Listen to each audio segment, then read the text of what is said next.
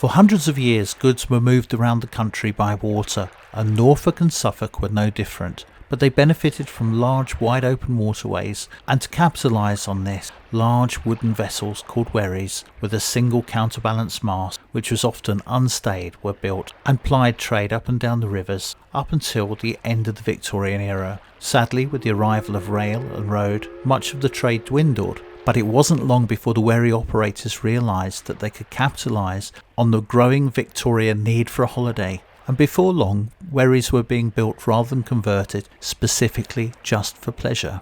Over the years many were sunk or just lost to the water, and now 8 remain under the custodianship of charitable trusts. I was really lucky to see 2 of them at a single location, the beautiful pleasure wherry Ardea and the fantastic wherry yacht White Moth.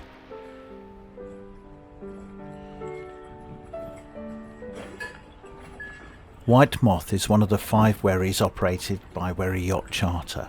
It has a really interesting history though. Built in 1915 by Ernest Collins for a private owner, Arthur Moore, it remained a privately owned craft until it was bought back into the Wherry Yacht Charter business in 1921.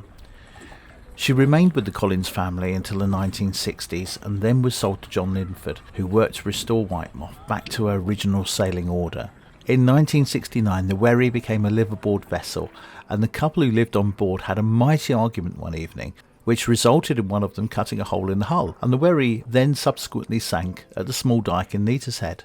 The Moth was then bought for £300 and work to restore her and replank the bottom began again. The boat eventually ended up out of the water on the slipway at Brundall in 1980 with large holes in the hull, and in 1985 she was bought by the mighty Colin Facey, who bought her for £1,000, took her back to the Horning Yard, and after 4 years she was finally transformed back to her former glory.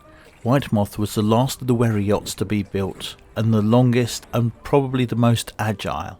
The skippers love helming her, and she looks beautiful on the river.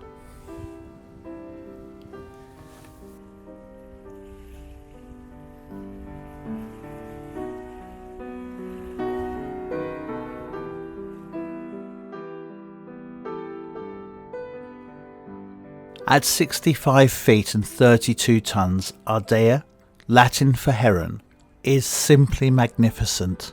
It was designed and built by Leo Robinson at his yard in Alton Broad for the very rich Howard Hollingsworth. Commissioned to be a pleasure wherry from the outset, Hollingsworth could enjoy cruises around the Norfolk Broads in comfort. It was launched in September 1927 and changed hands multiple times after Hollingsworth sold her in 1934 and eventually crossed English Channel in December 1958 and was actually moored opposite the Eiffel Tower amongst a row of other houseboats. It was purchased by a Parisian madame who allowed her girls to spend their spare time relaxing on board. Hey, and if only walls could talk.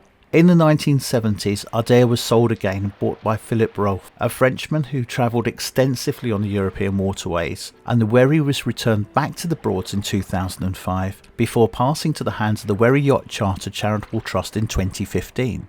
Inside the spacious vessel, the highly varnished walls and the modern touches bring a little bit of new to the old. The stateroom has a 5-octave piano, unusual in the homes and the bars around Britain, but not unusual on boats, especially those wherries of the Broads and the travellers gone by. It is simply an absolutely stunning craft, and at 65 feet she looks amazing on the water.